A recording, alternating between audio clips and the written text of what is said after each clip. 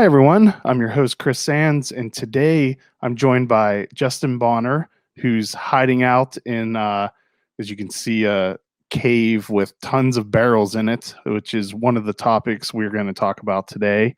Um, Thanks for joining me, Justin. Hey, thanks for having me. So there's all kinds of stuff for us to talk about because it's been quite some time. Because the last time I did an episode featuring Jailbreak, I didn't talk to you, so that's been probably a couple years at this point, I think.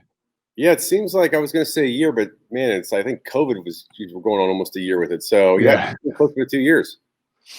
So where do you want to start? You want to give a Jailbreak update? You want to talk about Implexum? There's all kinds of things. So, or also, I forgot to ask you earlier, so I'll just ask you now while we're actually recording and everyone's listening. We were originally supposed to record this last week, so thank you for being flexible. Of course. And you were going to be at the new other half. Were you down there for business reasons or just for pleasure to check it out? No. You working on anything with them or? No. It's we're just we're all friends with with the owners there, and Okay. we actually all share a passion for wine.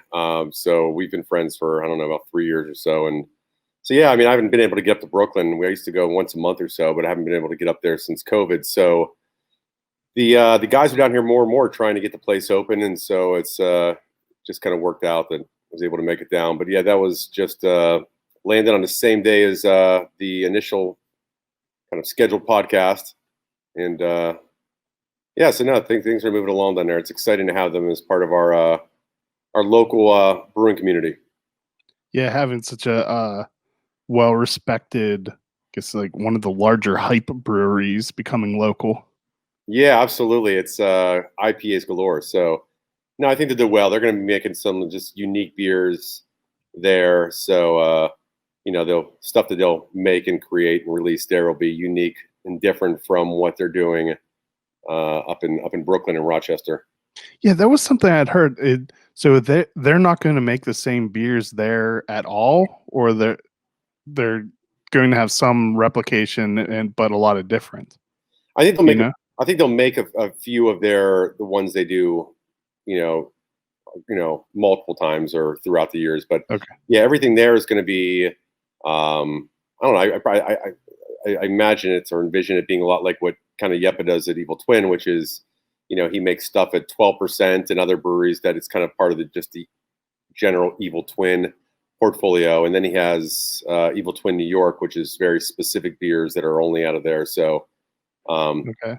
I think we're seeing more and more of that, and more breweries are opening other locations, out of their normal territory, out of the state, and kind of creating new beers so that, instead of capturing 4 or 5 can releases a week, they can, multiply that by 2 or 3 or 4, however many locations they have. So it's smart. I mean, really smart marketing. And, but at the end of the day, it's, IPAs.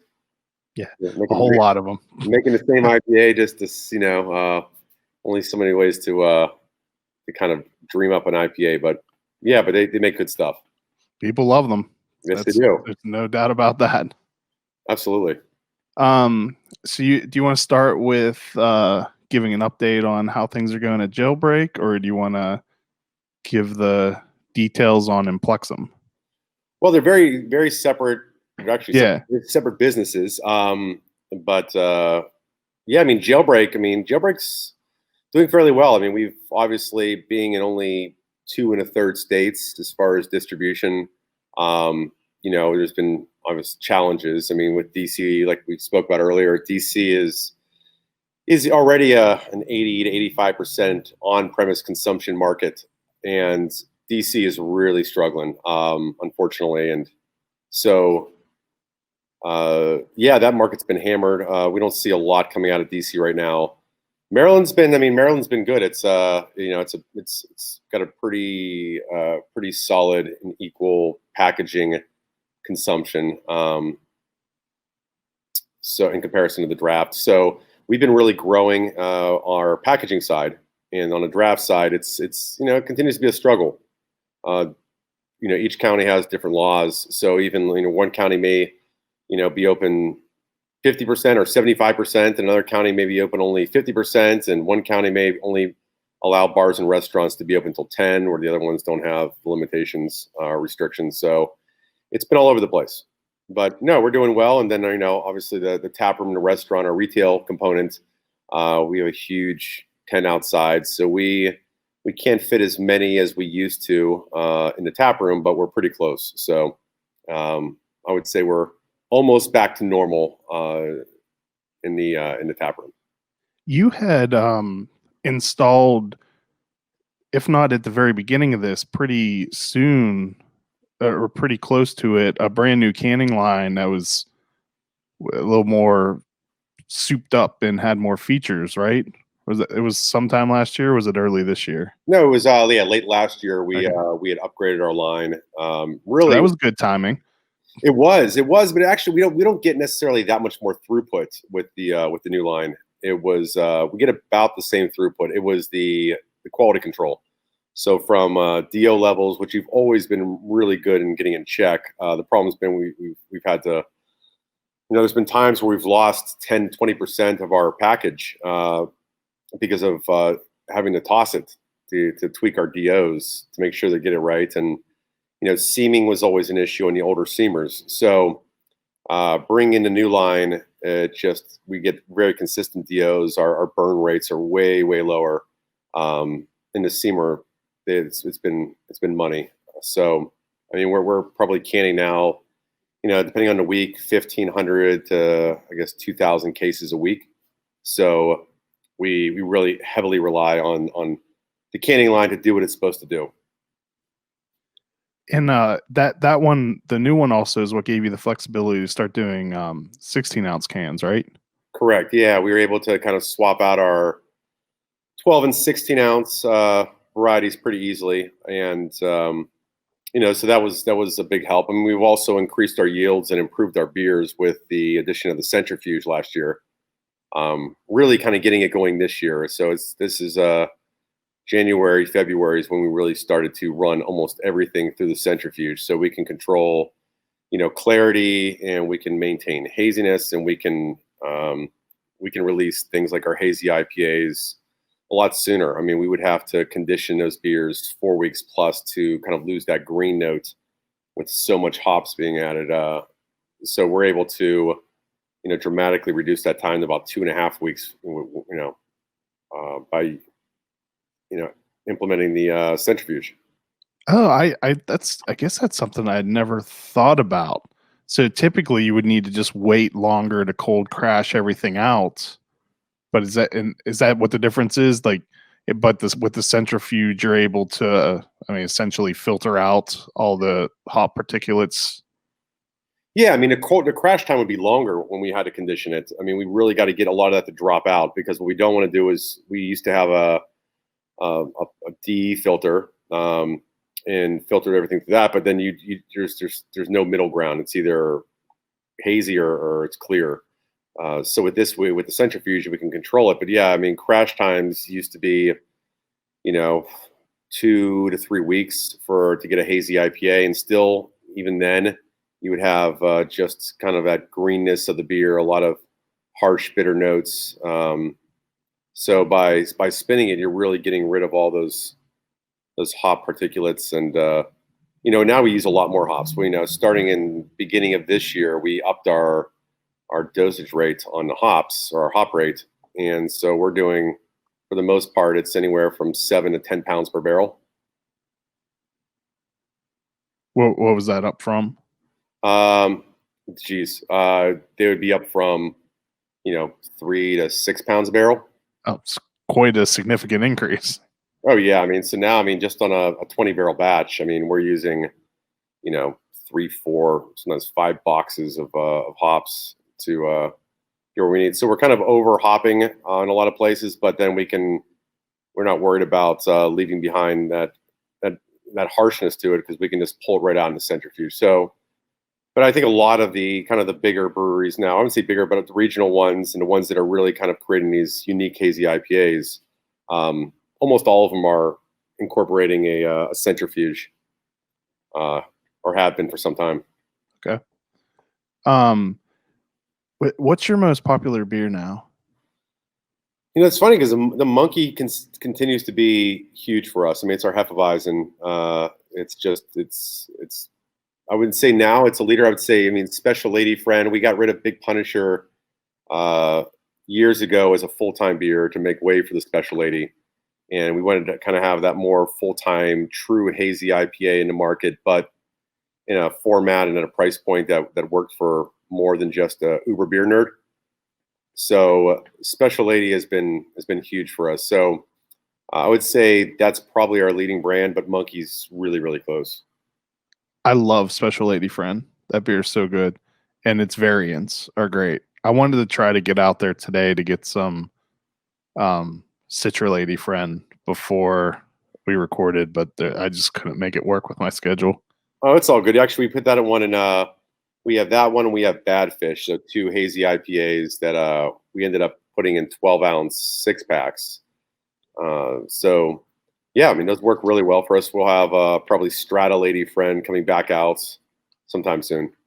So we're trying to keep putting out unique stuff, and as well as our core beers. Why have you been so hard to find in Frederick lately? Oh, I've been hiding out at home. No, not you personally. Your beer. Oh, my beer. Well, yeah, you have to talk to our distributor. yeah.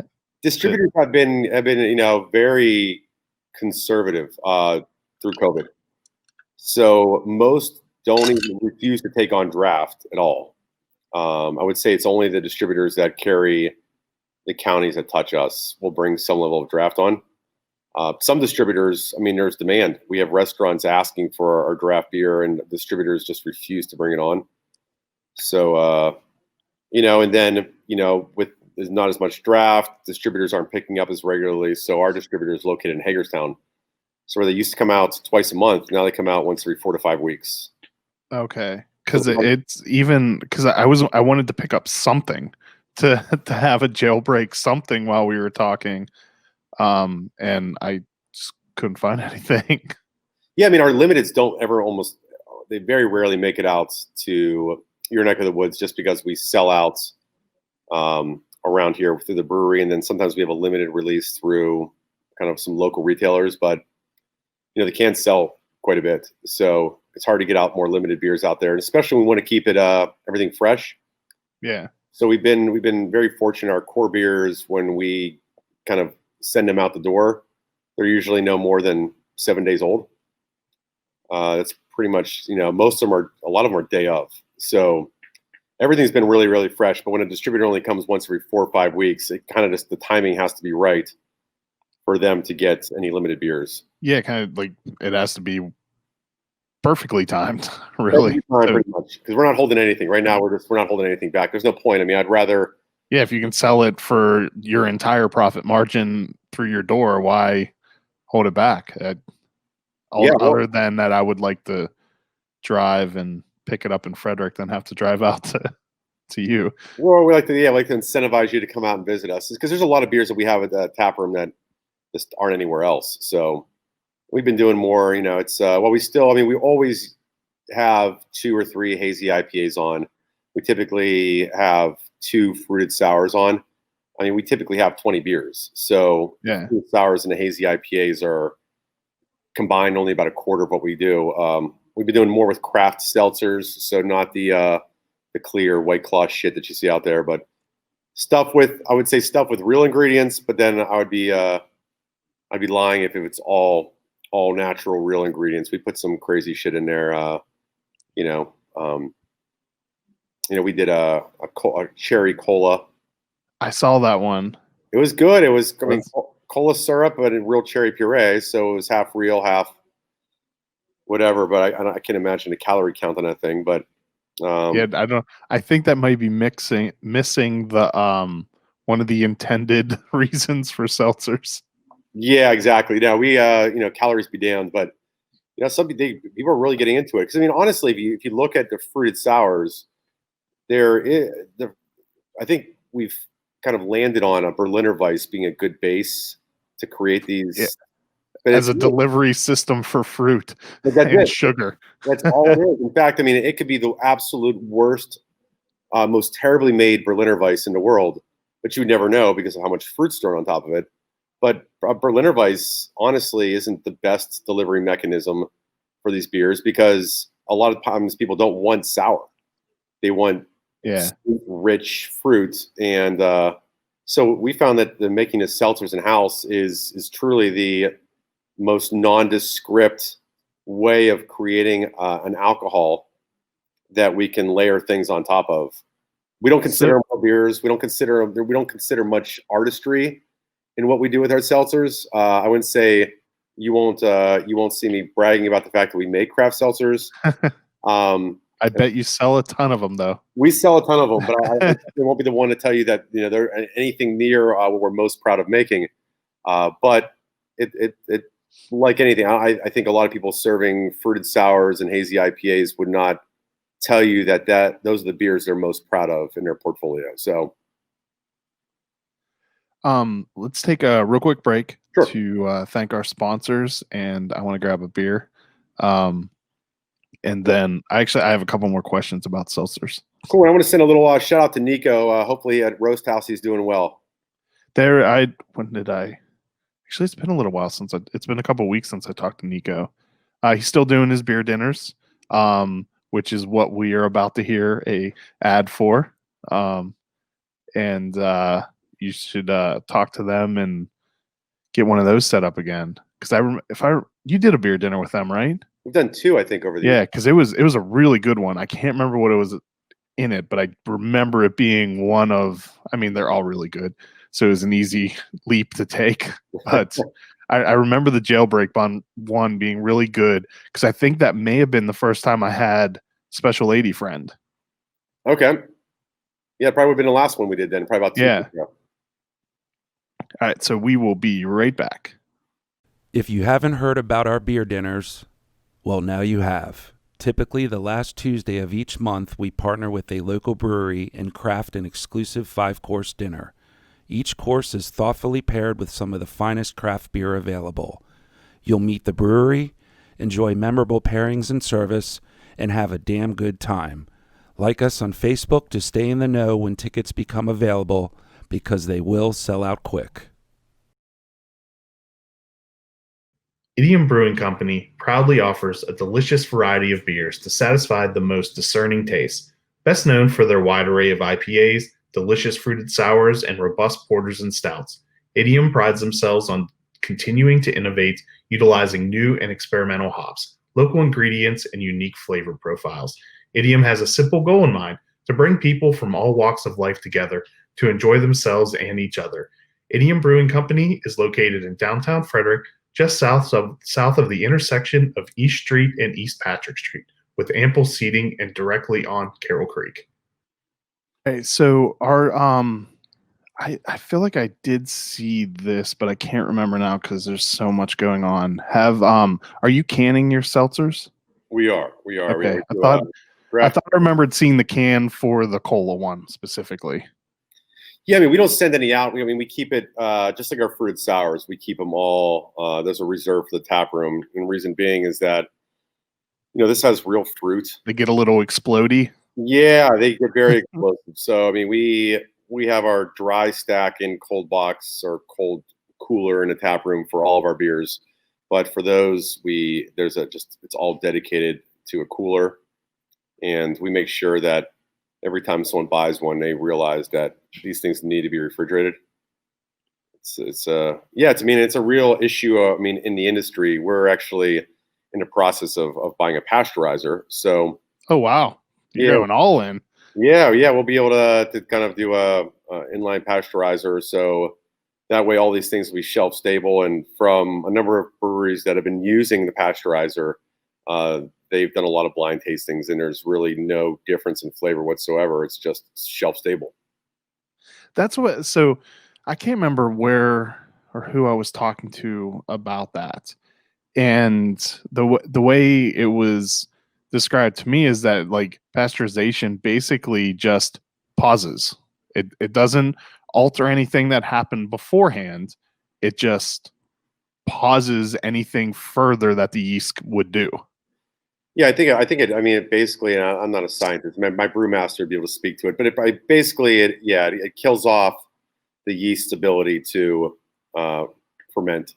Yeah. So while it could be affecting future taste but mostly what you wouldn't want to happen. It doesn't have any effect on that moment in time taste, that if you were happy with it before pasteurizing, it's going to taste the same after pasteurizing it. Exactly. Yeah. So are you going to go like full on evil water where you're just making basically pastry stouts that No, we don't know. We have not yet incorporated any marshmallows into our seltzer. Yeba loves his marshmallow. I think he owns a stock in a marshmallow company. We don't we don't use any of that, but we have, I think we have Kool-Made tropical punch coming out. So you can basically get an idea of what that might be. Rhymes with Kool-Made. But yeah, so it tastes exactly like you would think the tropical punch drink you would have at home, exactly dead on. So it's people who are into that. I really wanted to do, weirdly enough, the perfect hangover remedy. I wanted to do a Gatorade, which is lemon lime seltzer with a lot of electrolytes and 5% alcohol. So we've tried it.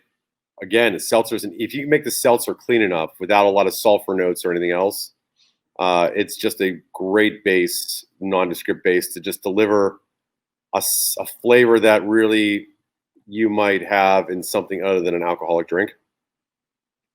How hard is it to make that clean seltzer base? I've heard that it actually can be difficult to figure it out, but then easy to replicate. Yeah, we can make the base in a week or so, but we found that we either have to wait about 6 or 7 weeks, bubble off the sulfur, or we just run it constantly through a centrifuge. We'll run it through a centrifuge and just take a day, where it may take a couple hours, if that, an hour and a half to get through a 20-barrel batch on our centrifuge. We'll run that. We'll do 4 spins a day on that back into itself, and we might do that 2 to 3 different days. So it's, we can do, I don't know, anywhere from 8 to 12 spins in order to really get that sulfur to. I mean, the first time around, you'll know we're spinning our seltzer because the whole place smells like ass. This is not a place you want to be. No, the centrifuge is on our canning wings, so it's unfortunately it's our canning guys that are really really subject to having that interface. So they love when you're making seltzers. They really do. So no, we've been able to get it pretty clean. We changed our yeast from the first rounds to the second round, and what we do is we make about 40 barrels at a time, and then we'll pull out about 10 barrels of seltzer, blend it with something to make a batch. So a 40-barrel batch can kind of really create about 10 different seltzer flavors or styles for us. So how much of the specialty beers that you're mainly selling through the tap room are you making? Is it a 40-barrel batches of it, or are you making larger, smaller ones of it?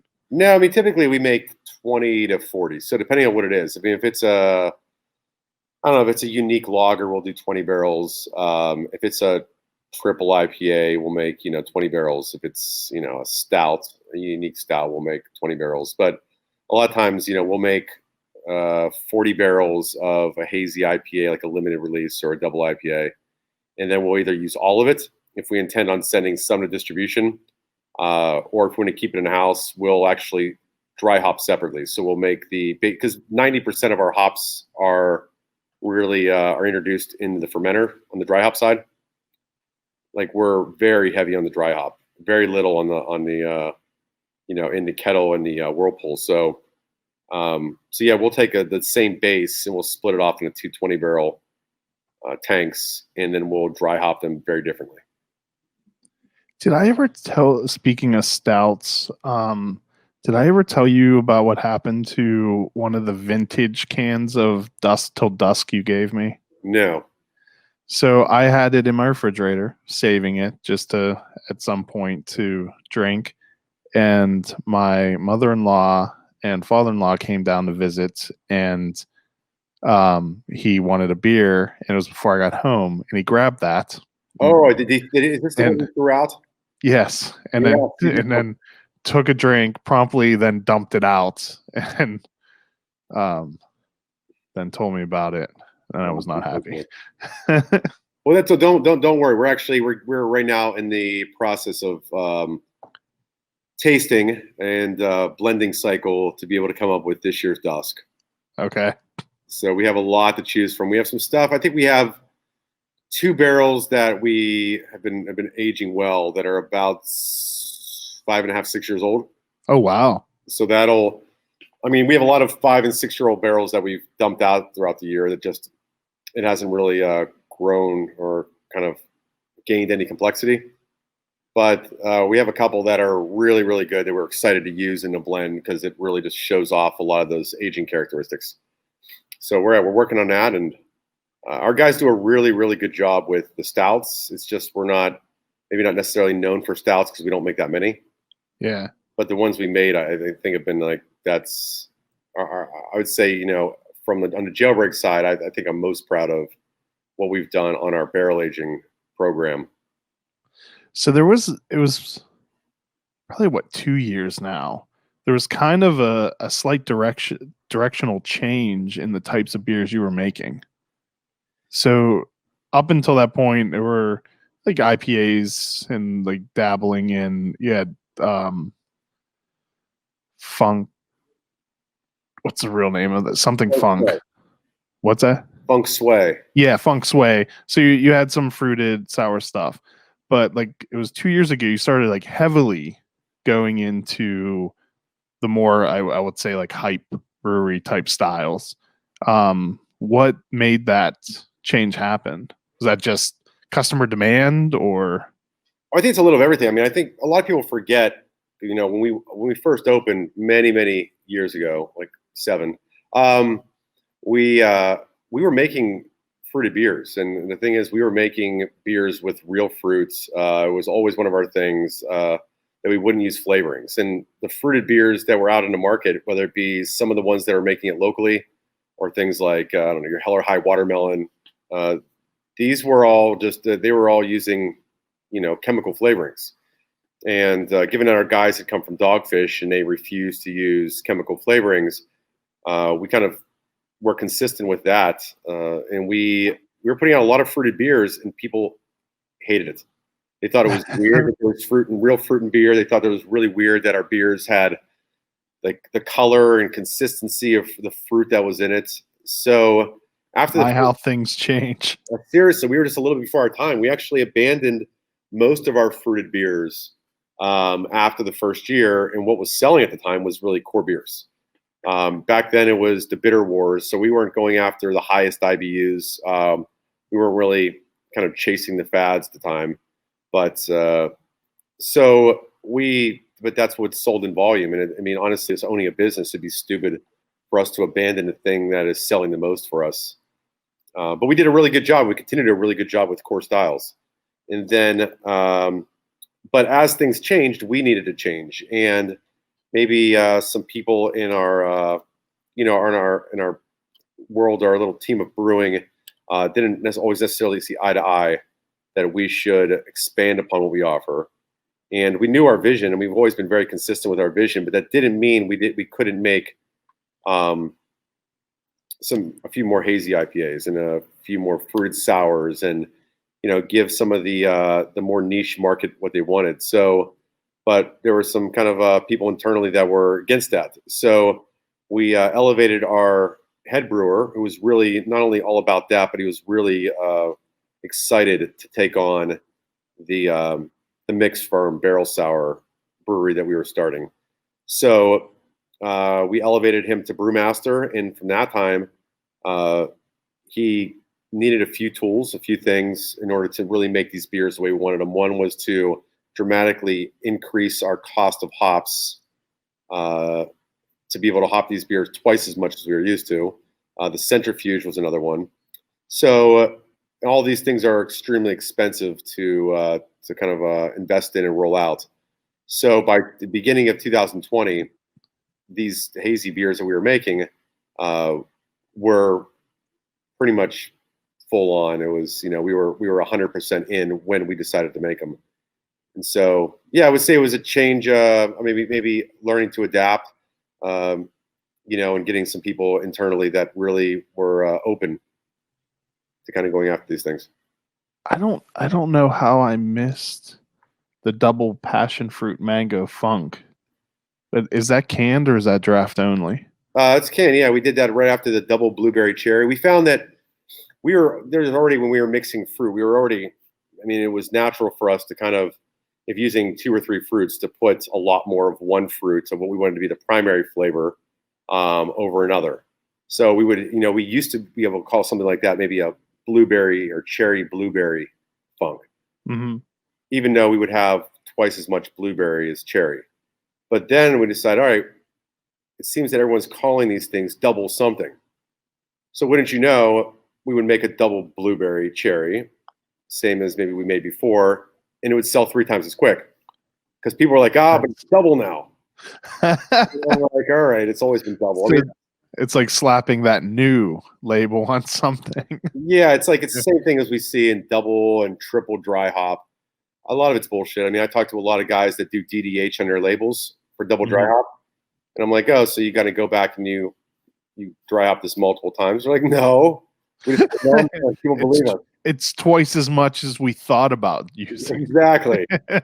No, there's a lot of marketing involved in beer. And is there are there more cans? Is that still available? That's still available. Since we don't put it out there, it's nice. We make a couple hundred cases, and it usually lasts us, I don't know, 3-4 weeks. All right, I gotta come get some of that. We get the fall funk coming up though. The fall funk's my personal favorite. What's that one? That's one I'll actually drink. It's basically half Berliner Weiss, a little more than half apple cider, that we put some cinnamon, nutmeg, a few other things in there, and it's really kind of it tastes like a spiced cider. No offense, that sounds disgusting. Oh, it's beautiful. Maybe I'll make an eggnog this year for you. That sounds But I do want some double passion fruit mango funk. Only because it's double, though. You're right. It's way more than you thought it'd be. Yeah, come on, that gives you another reason to come out and see us. Yeah. That sounds so good. That and Citra Lady Friend. I need some of those. Yeah, it's good stuff. It's weird. I don't know why. I find it weird to drink a 12-ounce can of beer now, though. Like almost everything I get is in a 16-ounce can. So it just made it like I got some bottles of beer the other day, and I was like, what do I do with this? How do I even get into this container? Well, I think the problem you see too is that, I think that a lot of, while it's great to have a 16-ounce beer, I think a lot of breweries, they kind of follow a lot of just, unfortunately, a lot of us are sheep. We kind of follow the market. So when you see like, hey, your IPAs or double IPAs should be priced at $18 a 4-pack, and that's what the other guy's getting. So that's what you need to get. If you price it less, it looks like yours is less worthy. So you price it at $18 a 4-pack. And then the last thing you want to do is sometimes you see breweries like, oh, we have a little bit left of this. And by the way, we're running a special this week and they're $14 a 4-pack. So now that's on discount. So now you look like the TJ Maxx of beer.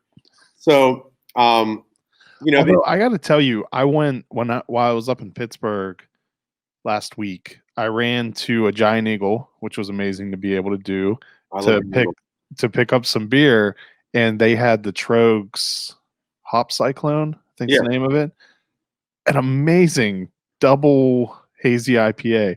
It was $14 for a 4-pack. Isn't it beautiful? It was so good too. Well, Trogs is the thing is, they have enough of a market that they don't have to worry about. Yeah, you see Trogs, you're just like, okay, that's going to be good. So they don't have to worry about that perception that you were talking about. Yeah, the perception for a Trogs or for a Flying Dog or for a lot of the bigger breweries, they're Dogfish. They're never really going to, the 16-ounce market, they could have an IPA that kills someone like a Treehouse, but they'll never be able to command as much money as a Treehouse. Yeah. So, I mean, for us, we looked at it as like, all right, well, we don't want to necessarily bastardize the pricing of the market for what these things are. But by putting them in 12-ounce six packs and charging, I think we charge like $14 a six pack. By doing that, we don't, we don't reduce or lessen the pricing of our 4-packs, 16-ounce beers. But I think I think you've seen this before. I mean, this isn't unique to us. I mean, it's, I know Monument City used to put out their Sobo Nobo in 12-ounce cans. I think they may have moved it to 16-ounce, but they seem to switch back and forth. I don't know what the rhyme or reason between what they do for which release, but I think Sobo's always been 16-ounce cans, but Nobo has switched back and forth a couple times, I think. And it could be because right now especially, it could be because of can availability. Yeah, it's true too. Just what they can get their hands on. It's a lot easier to get, believe it or not, it's a lot easier to get 16-ounce cans right now than it is 12-ounce cans.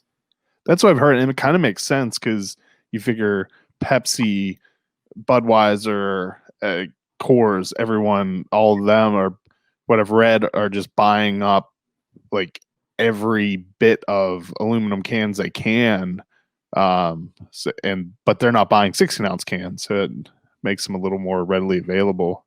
Oh yeah, I mean, I think if you look at just Miller Lite, I think Miller Lite alone consumes or goes through more 12-ounce cans than every single 16-ounce can on the planet Earth. So it's insane. Yeah, so I mean, I think while most craft brewers are using 16 ounces, it's still not a lot of volume. Have you had issues with being able to source 12-ounce cans, or do you have a supply of them, or are you struggling to keep them coming in? Well, most of our stuff is pre-printed. Even our limited beers, oh, that's right. Yours are all have the black with the jailbreak around the crown and Yep. So even our blank cans are custom made. So, and we order by the truckload. So we order 25 pallets of each one. So now our lead time's been pushed back where it used to be 2-3 weeks. We were kind of told in plenty of time, like, listen, we're looking at more like 7-8 weeks now. So order accordingly. But yeah, we'll place our orders now just early enough. So we did actually run into an issue where we were about to have to go to label the monkey cans because we had run out of monkey. But the day we were completely out of stock, and we were just forced to say, listen, we just got to label it. That morning, our new printed cans came in. So we haven't run into any issues. But yeah, I hear a lot. I hear a lot of brewers are even using other breweries' cans and putting their own label on top of them. I saw Duclaws doing that. They had, well, I mean, that's public knowledge. They posted on Instagram. Oh yeah, it's wild. That they were, yeah, but you do what you got to do to get by. Yeah, we have a huge we have a back stock of Big Punisher cans. When we decided to switch to Special Lady, we really didn't consider, hey, let's exhaust all of our Big Pun cans. And at the time, I think we made the decision because it was doing so well, the Special Lady, that we decided to discontinue Big Pun at least as a full-time beer and make it once every 3 months. And I think we'd just gotten in a new shipment of cans like a month prior. So that's 23 pallets of cans. Is a lot of cans, especially when you're only doing it once every 3 months. So we have a ton of Big Punisher cans that, I don't know, like we think that at the end of the day, we'd rather, if we had to label cans, we'd rather them be at least our own cans. Yeah. So if in a pinch, you could use those if it gets real desperate. Yeah. And I think that's at least if you peel back the label, it's still a jailbreak beer. And though I don't fault or blame breweries for doing whatever they can to get beer in package right now. I mean, a lot of it is it's the game of survival. So I certainly don't blame other people for doing it. All right, let's take one more quick sponsor break. I think I have a couple more jailbreak questions, and then we'll switch gears to talk about your other venture, Implexum. Sounds good. We will be right back. There are many reasons why I have chosen District East for where I purchase beer. I love the flexibility of being able to make a custom 6-pack or take home a crowler from one of the 8 beers on tap. The friendly and knowledgeable staff do an amazing job at keeping a diverse selection on hand. You can even purchase artwork from the monthly featured artist. District East is located on Northeast Street in Frederick in the same shopping center as Family Mill and Rockwell Brewery. You can find today's beer lists on the District East Facebook page or at www.districteast.beer. I'm excited to announce our newest sponsor, Vanish Farmwoods Brewery. Vanish is a brewery and entertainment complex located on a 62-acre hops and apple farm in Luckett's, Virginia, just 20 minutes from Frederick, Maryland and Leesburg, Virginia. With over 20 beers on tap, a selection of wines and ciders, along with multiple food options, there is something for everyone. Vanish has live music on Saturdays and Sundays and a wide variety of special events. Go to vanishbeer.com for information on everything they have to offer. All right. So how is the restaurant and everything operating now? So I think that's definitely one sticking point right now as a consumer is like you never know what to expect when heading someplace anymore. Like, what do you need reservations? What's allowed there? Is it outdoor, indoor? So what's the rundown of how Jailbreak and Foodworks are operating? It's a different vibe for sure. I mean, we held about 250 people or so in our place, and there's only about 90 seats. So 2/3 of the audience would be just standing, mingling, and so the vibe was cool. I mean, it was about kind of the music, the energy. It was just a great place. And then with COVID, we had to obviously open the outdoors, and we put out a huge tent, and it's all table service, and that's not what we envisioned for our tap room. It wasn't the vibe we envisioned for our tap room. We wanted to kind of keep it kind of the food piece, fast casual, and let people mingle. And now everyone has to be seated, and then if you get up, you have to wear a mask, and only 6 to a table. I mean, we're one of those places where we have normal groups who come out our average reservation used to be around 12 people. Now our average reservation is about 3. It's makes it difficult, and I'm not going to lie. I mean, I way more prefer the energy of pre-COVID Jailbreak, but that's not to say that it's not a great place now. I mean, we have a great staff. We have a lot of new staff members that came on. A lot of our old staff, unfortunately, we furloughed a lot, decided to kind of move on to different industries or not come back, or we had to hire a lot of new people, and they're great. They're really great at what they do. So our service level is, I think, on point. So it's just a different vibe, and it's not necessarily the vibe necessarily, honestly, that we envision long term, but it's for this version, it's a really good version of what it is right now. So you have a large outdoor area that's tented, and then is seating for if you want to eat inside. Is that only on the Foodworks side, or can you sit and eat on either side? Yeah, you can eat on either side. Internally, we have 5 community tables.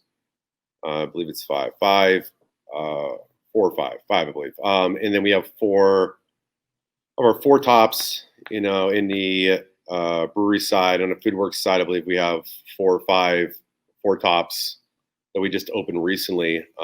We weren't serving at all on the Foodworks side up to about 2 weeks ago. We've added back lunches on Thursday and Friday, but we're still we closed Monday and Tuesday, and we haven't reopened those days. We haven't opened Wednesday for lunch. So we continue to kind of expand as we grow, and as people come back, we continue to expand on the hours and whatnot. But we have about 20, 25 tables outside. Okay. So it's a 3,200 square foot tent, and then we have an additional 1,000 square feet that's under like pop-up tents.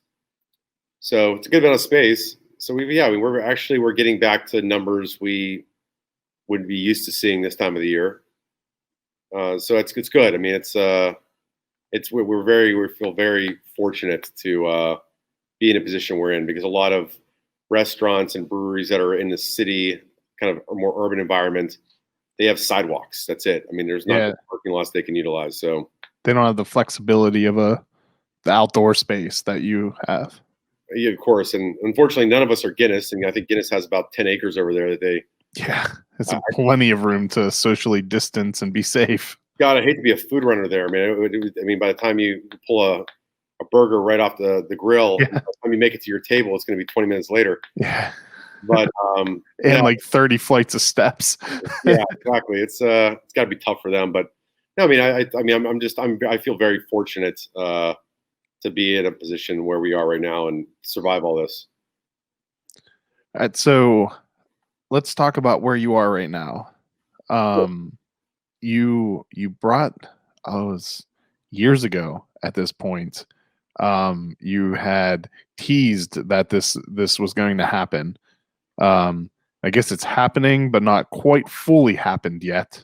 So why don't you tell everyone about Implexum? Well, Implexum was actually, I was teasing this since before we even made one beer, Jailbreak. The mixed firm barrel sours was always my vision for what I wanted to do. But, when we got into it, it's, unfortunately, we opened a brewery. We built this, this large enough brewery that the idea of waiting 2 years to have a product was tough. So we didn't really, and then we also, again, had opposition from internally. Some folks that really did not want to bring, and rightfully so, didn't want to bring any bacteria or wild yeast into our facility. I've always found that there seems to be two extreme philosophies from brewers with that. Like some want a completely separate, different buildings, nowhere anywhere near, and then some are like, if you just follow your procedures properly, it's safe, and just use different equipment. And that's nuts. I mean, I'm nuts. I mean, I'm nuts. I don't think anyone would disagree with that. But no, I'd be nuts to bring these beers into anywhere near our facility. It's ridiculous. I mean, you've seen some breweries, even some local ones that have done it, that have had to shut down their facility because of infection. I mean, a lot of these beers. Well, first off, I mean, if you're cool shipping, then you can't cool ship in your facility. Triple Crossing does. Wow, geez. Triple Crossing's cool ship is right. It's in the same building. It may be like a couple rooms over, but it's in the same building. I mean, it's wild if you think about it, because the idea of cool shipping is, the kind of the same way. Exactly what you want to avoid. Yeah, I mean, it's and you want that funk. I mean, I think if you look at from what I understand, I haven't been there, but Cantillon's in the middle of an industrial area, and it's not like they're pulling this microflora from the middle of an orchard. So over time, the more you cool ship, the more you kind of build up this funk in your ceilings and your rafters and your walls. And the more you do it, the more you have to pull from. And so, though I don't know a lot of people in Maryland cool shipping, on any real scale. But is there anyone? I can't think of anyone that has a cool ship in Maryland. Not that I know of. I mean, I know. Yeah, I mean, I don't know of any. I know Aslan has one, kind of in a contained room, and I know the Vale has one. But I don't know. I know any in Maryland. I mean, you can also do what we were doing before we got our cool ship. So we haven't released any. We haven't bottled any cool ship beers yet. We've only started cool shipping a little over a year ago, and you can only do it when it's cool outside. So we were 100% barrel fermenting, and the thing is like I don't know if you can maybe see what we have here behind me, but you see some barrels with the blow off tubes and everything that are, that's a recent batch that we brewed. We contract out the Jailbreak. It's a separate operation, so we contract Jailbreak to brew the beer. We pump the clean beer out.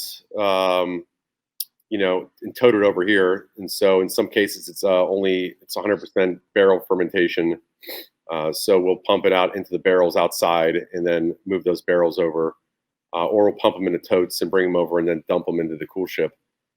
But yeah, these barrels, I mean, if you're doing barrel ferment, it's blowing off all kind of crap, and that crap gets airborne. So yeah, so we Honestly, so we made a decision about 2.5 years ago that there was enough of us internally that wanted to move ahead with the project. So we leased a 4,000 square foot facility, one building down in our business park here. And a lot of the problem was not only got pushed back internally, but the cost of it. So, we have got 150 to 200 barrels here. A lot of them larger, 400 to 500 liter barrels. So we only use French oak. I would say only about 90% of what we use is French oak, and it's expensive. So we knew we would have to pay $40,000 a year plus $45,000 a year for at least 2.5 years before we had one beer to release to the market.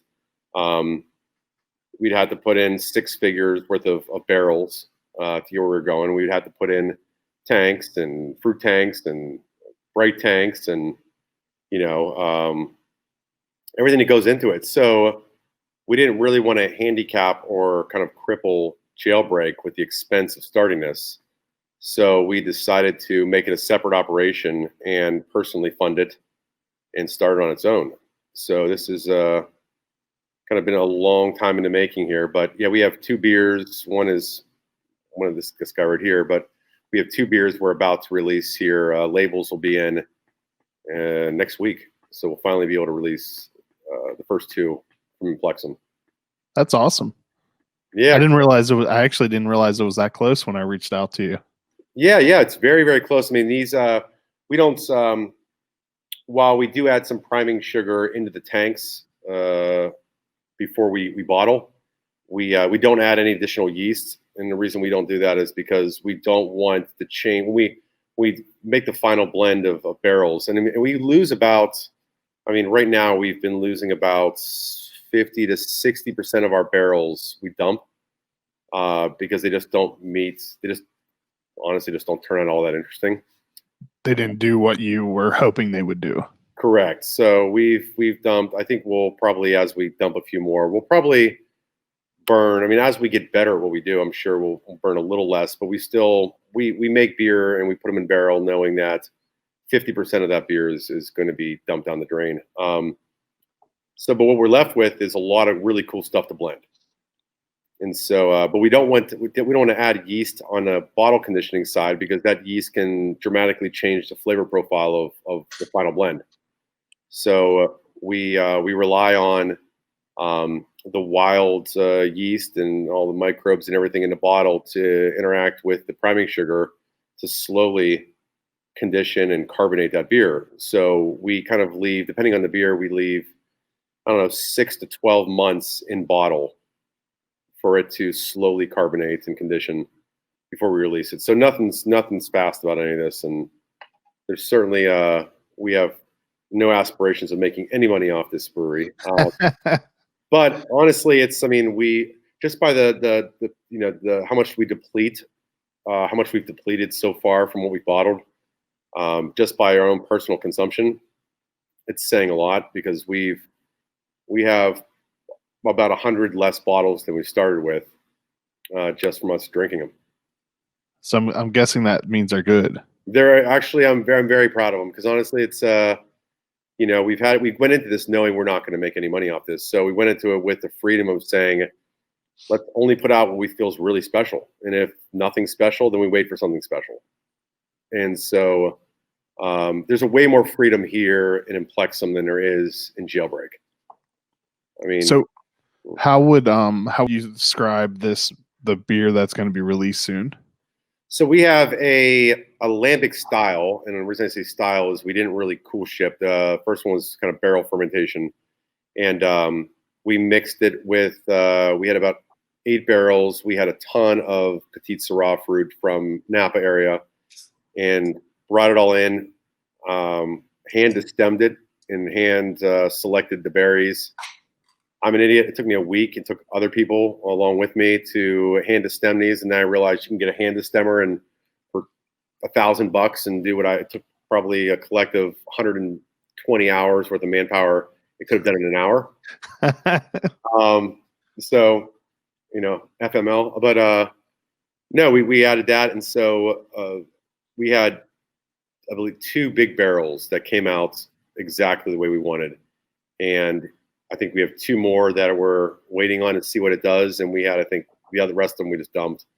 So our first one is a lambic style aged with Petit Syrah grapes, and the next one is a blend of a saison Brett, I think it's 1 or 2 saison Brett barrels, and a sour blonde. Oh, nice. Yeah, multiple strains of PDO and we had lacto and Brett's, and so just kind of came up with a blend that really worked with each other. So we bottled them all in these things. So we had bottles custom made for us, come out of Italy, champagne size bottles, big punt on them. It's all cork and cage, so we don't cap any of it. And it's really, I mean, it's honestly, I'm kind of thinking this might appeal more to even wine drinkers than beer drinkers. I know that talking to some of the other breweries that, really make what's considered the best sours in the country, have a really hard time selling them in any volume. But what we see is a real demand for this amongst natural wine drinkers. Natural wine is, I don't know, I'm a wine geek and I can't stand natural wine. It's unstable, and it's one bottle varies from another. It's just, there's no quality control in a lot of these natural wines. And a lot more quality control goes into these barrel sours. So the people that have tasted so far, the people that have been blown away by it, are people that have really been into natural wine, that expect a little funk out of their wine. And so yeah, so I don't know which market will be into it more, but I guess we'll see. So I'm not a big fan of wine. Am I going to like these beers? You gotta like funk. I mean, when people say sour, I like funky mixed firm beers. You'll like these, I think. I mean, a lot of them. Right now, we have a quad that we just bottled, but that's going to be 8-9 months for the quad, the bottle condition. But the first 2 we have, they're not really, I wouldn't say they're overly chewy or like super sour. They're a Petit Syrah lambic style one, and basically it tastes like a funky rosé. Whereas the saison Brett blonde has more of that stone fruit note to it. Okay. Definitely some funk. I mean, you definitely get funk in the nose. You definitely get that Brett kind of working, that kind of barnyardy, kind of horsey kind of nose to it. But they're different. I mean, I don't know. You'll have to try them and see if you like them. Have you been had anything from the Attaboy Barrel House? I have not. Okay, because I like what they're doing, and it's similar, not exactly the same, but similar. Well, I like to see. I think more in Maryland are starting to sour in barrel, which is good. I mean, I think personally, this is just my opinion, but I think the beauty of creating kind of that perfect sour, not to say we have or we will, but our intention is to try to do that, is variety. And in order to create variety, you have to be able to pull from a lot to be able to whittle it down to something that's really unique. Whereas, there's some breweries in the state that have worked on barrel sours, but they make 3 barrels, they will release 3 barrels. Whether they blend those 3 barrels or they release each on their own. We've also found that, talking to other mixed firm breweries around the country that really just kind of specialize in it, they told us kind of right up front, it's going to be hard, because even them with years of experience of doing this, that to rely on a barrel or 2 or 5 or 10 to actually be able to give you enough juice that's really turns out to be something special it's asking a lot. Okay. So that's not to say that some really good ones aren't being made, because I think there are. But it's just when you only have 3 or 5 or whatever that is, you're almost forced to give whatever the barrel takes you, regardless of whether it's bad, good, or special, or whatever that may be. Like, I really enjoy Old Mother's Fermata. That's a great mixed firm beer. I've not tried that one either. I think honestly, from the state, I get to try a lot. I do trade wine for sours with Jeff over at Jester King. And hey, did you hear that they run a cult? Do they? Yeah. It makes sense. There's a someone that's been picketing outside of Jester King and Austin Beer Works, saying that the Austin beer scene is a bunch of devil worshippers, and they run a cult. I believe it, and they all carry guns. Yeah, I mean they're in Texas. I believe it. I believe it. It's but I get to try a lot of cool things, a lot of like Soleras and whatnot, and like the one he just made. I don't know. It's the one. I'm terrible with names, but it's one that they like their big release every year. It has a ton of raspberries in it. And he sent me 6 bottles of it. And right now it's very raspberry forward, but you still get a little bit of that funk. But I think you can kind of tell there's enough funk in that over time it's going to break down that fruit and kind of gain some complexity. So really like that one. I mean, I really like the blobber that Yepa does out of Cantillon. Like I've never had a Cantillon beer. I've had a few that are really good. Ones that I would say like, man, if I could make something like that, I could sleep well at night. And there's some other ones that I'm like, I don't know what the hype is. But I think that's the beauty of barrel sours is that you don't know what you're going to get, and it's you just hope to get something that's fairly focused and it's not a kind of a hot mess. But I think a lot of the problem that we're going to have is that people now think of sours as these fruited concoctions. Oh yeah, and they are so far from that. Yeah, I mean, if you give them something that actually it's kind of certainly not clear, but just barely hazy, and it's not chunky, and there's no fruit floating around in it, and it's like it's got that funk to it that I think people are going to think that that's a poorly made sour, and it's really unfortunate, which is why I think we're really not marketing this to the fruited sour beer drinkers of today. I think it's just there are some that really get into them that know what they're drinking, but I think that there's so many sour Berliner Weiss, fruited Berliner Weiss drinkers out right now that 90% of them, their head would explode with this kind of shit. I think that that also lends to why it was really smart to, outside of the financial reasons you listed, that you made Implexum completely separate from Jailbreak. Because if they were just released as Jailbreak beers, it would probably be a much harder sell, or there would be way more education involved where you're like, this is very, very different than everything else that you've ever had from Jailbreak. Yeah, I mean, it's definitely, Jailbreak, I would say that, I don't know. I mean, when we made core beers and barrel aged beers, which are now become just commonplace, I guess, or at least not considered unique, and people started making hazy IPAs and fruited sours, it was those people that were considered unique and trendsetters and pioneers. And now everyone seems to be making multiple versions of a hazy IPA or sour, that it's the people that are making normal beers that are considered weird and quirky and pioneering. So we're like the Diamondback guys. Yeah, what do they say? There's slow beer or something. Slow beer, yeah.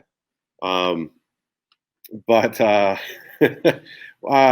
think that there's not enough people making just good common beers, and people, a lot of the beer nerds poo-poo a well-made lager or an amber or whatever that is, but like shit, like that's what I honestly reach for more often in a hazy IPA. And if you talk to a lot of brewers that really are making their money on hazy IPAs, there's very few of those brewers that are actually drinking hazy IPAs. So it's a business. It's a business. And so, and again, Jailbreak's a business no more or less than, Treehouse is a business, and Flying Dog is a business. So, everyone, if the best you can hope for is to have a swim lane, have a vision, and be consistent with it, and go to work every day feeling that you're making a product that you're proud of. But Implexum is different. It's the freedom from having to operate as a business. That's awesome. And I just realized, I don't know what the heck happened, but the audio stopped recording like an hour and a half ago. Or no, a half hour ago. Oh shit. Well, I mean, it doesn't matter. I can use the audio from the video recording. It just doesn't sound quite as good for me. Like Yeah. typically, like I'll sound better usually than the guest, but now we're gonna sound equal. Yeah, okay. That's all good. I guess I don't know. You, What want, the you, heck can have, you can have a signer in to read my lips and yeah. Well, no, like you will sound exactly the same. It's just that I'm not going to sound better than you anymore because the local audio recording. I kind of like the idea of being the first brewer on coming to you closed caption. Yeah. I should maybe I will do that. People are just going to have to watch the video. There's no audio for this one. Yeah, the video is cooler. Yeah, but there are way more people that listen to the audio than watch the videos. Oh, really? Yeah, roughly 10,000 more people. Well, if you can't get the rest of the audio, you can just No, I can download the audio from this service that also records the video. It's fine. It's just annoying that whatever happened with this that caused it to stop recording. It was during our break. Stupid technology. Mm-hmm. So what are we talking, like 2 to 3 weeks? When Yeah, I mean, I think we are. I mean, unfortunately, we're not in a position now to open a tap room or tasting room, nor would I want to make a lot of additional investments into creating a tap room for specifically mixed firm beer that may have a very narrow audience. So I think we are going to make the decision to release the beers through Jailbreak. We already have point of sale there. We already have staff there to handle and everything else. So I do think we're going to offer bottles to drink on premise. Okay. And those bottles to drink on premise, we made the decision to kind of do it the French way, which is to make it cheaper to buy a bottle to drink on premise than it is to actually take it away. So yeah, typically beers, because we want people to try these beers. Yeah. And so I think, I mean, our beers are probably, these bottles are $7.50s. They're probably gonna be priced, I don't know, 25 will probably be the lower end of what a bottle might go for, and then up from there depending on how much time and effort and stuff goes into it. But we'll probably sell a bottle there, like we'll sell a bottle on premise at $7.50. We'll probably go for 15 or 18. So we're trying to incentivize people to drink on site, which is, again, when you go to kind of France, if you go to Burgundy or the Rhone or other areas of France, it's the bottles are cheaper on a restaurant list than they are in a retail store. I've never been to France, so I did not know that. Yeah, it's very different. I mean, it's like, because I also don't buy wine ever. Yeah, well, I think in your region, your home region, winemakers are very proud and they're excited to show off their wines, but people that are drinking it rather than people that shove it into a dusty cellar and hoard it away, or trade it or anything else. Okay. So, like, they want people to enjoy the beer. I mean, It's just a way encouraging people to actually drink it. Yes. And we certainly wouldn't want to sell someone a $25 or $30 or $40 bottle with them not knowing what it tastes like, and then for them to be disappointed that, oh man, I really don't like this kind of like, again, barnyard or funky type of beer. Why the hell did I fuck Implexum for selling me this thing? So make it cheaper. Let them taste it on site, and if they love it, great. Then they'll buy a lot of it. And if not, then they're like, it's not your thing. Well, you know what? Then at the end of the day, you didn't invest a whole lot of money. Yeah. So will the bottles only be available to purchase through the tap room at Jailbreak, or will they go into distribution? Since we get to act kind of in an Implexum side as our own distributor, separate from Jailbreak's distribution network, I don't foresee these going into retail stores. Okay. I do foresee these being made available to specific restaurants. Okay. So again, we want to incentivize people to drink them, rather than we want to be able to control the climate in which they're sold by the bottle. So we have, I think the Petite, we made about 750 bottles. The Saison Brett, just a slight bit more. And I think of the Quad, we have a sour Quad. That I think we bottled about 1,200 or so bottles. So each bottle will have a front and back label. The back label will give you what the vintage is, and when I say the vintage, when it was bottled. It'll give you the age, the average age of the barrel. It'll give you the style, give you the ABV. These are actually quite high. The first two we're releasing are 8 plus. So the quad's going to be 10 to 11%. So a little higher. And then it gives you, just some information. And it also gives you a bottle number. So if Okay. 750, it's going to be 100 bottle 112 out of 750. So you know exactly how much is produced. Okay. Well, I look forward to trying those because I love trying different mixed firm and funky beers. I think they're really good.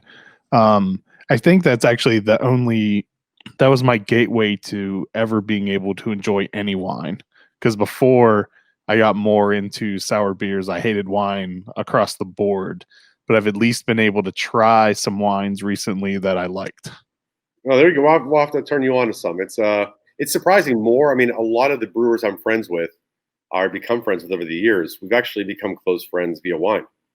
That's funny. Yeah, so it's like I would say the brewers I'm closest with. I mean, most of them like out of state, but we get together, we travel and get together regularly to drink wine, and I think that's how we.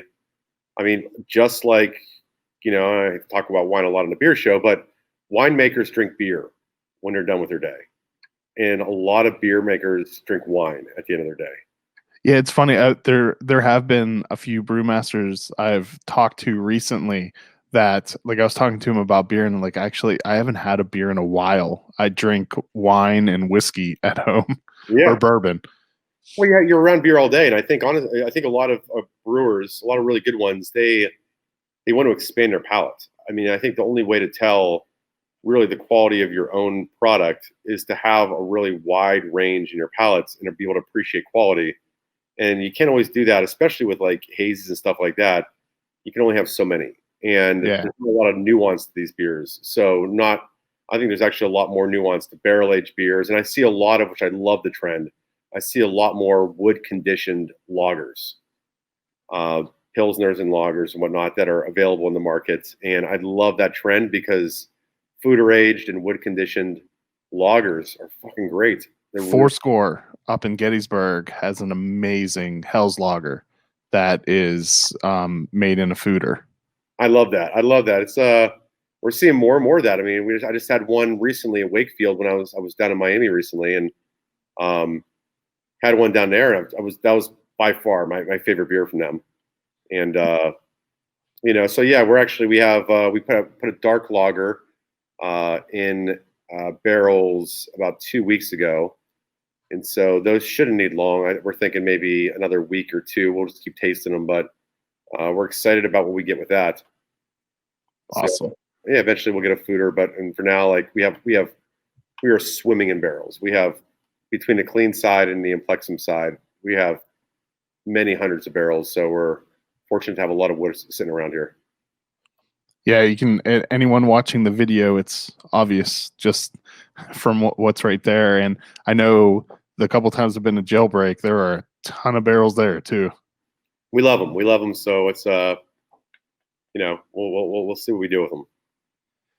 All right. Well, thank you so much for your time, and thank you for being flexible with the canceling and rescheduling. I really appreciate it. I can't wait to try some beer from Implexum, and I need some of that double passion fruits mango funk sway. Well, I'm jealous because you're swimming in great beer out there with all the Frederick brewers out making great beer. I get to try them, and not as frequently as I'd like, but no, you're sitting on a wealth of great locally made beer there. So when are you gonna open the Jailbreak tap room in Frederick? Oh yeah, the one there people thought we had 5 years ago. The old family restaurant they thought we had. Yeah, maybe one day. There is have you seen the like, I think they call it the bottling plant. They're like high-end high-end apartments. It's where a Coca-Cola bottler used to be, and they there's like a dentist office that opened up, but they're trying desperately to get a brewery or a brew pub to open in the actually old bottling area. Called the Glass Factory. No, it's a different building. This one it's right by where Monocacy Brewing is on Oh, the okay. north side of Frederick. Oh, I have not seen it. I really like the glass factory building. Whatever that's called. Yeah, I know which one you're talking. Yeah, that's an awesome building. I mean, no, this is also a beautiful, awesome building, and there is a humongous, brand new, high end apartment complex that was built behind it. Really? Yeah. Tell if you know the people that are involved, tell them to make us an offer. All right. I actually someone sent me a link to it recently. I'll shoot you a link to what they have envisioned of what they would like in that building. Awesome. Maybe it's Jailbreak coming to a town near you soon then. Yeah, it would be the perfect place for the Jailbreak West. Oh, I love it. I love it. All right. Well, we'll take a look at it. All right. Well, so thank you so much for your time. And thank you everyone for watching and listening. Thanks so much. Cheers. Uncapped is brought to you with support from McClintock Distilling, Maryland's first and only organic certified distillery. They are well known for their award-winning gin and are rapidly growing a name for themselves for their Matchstick Bourbon and Bootjack Rye Whiskey that have both won double gold at international spirits competitions. You can visit them in historic downtown Frederick along Carroll Creek for tours and tastings. Go to mcclintockdistilling.com for more information.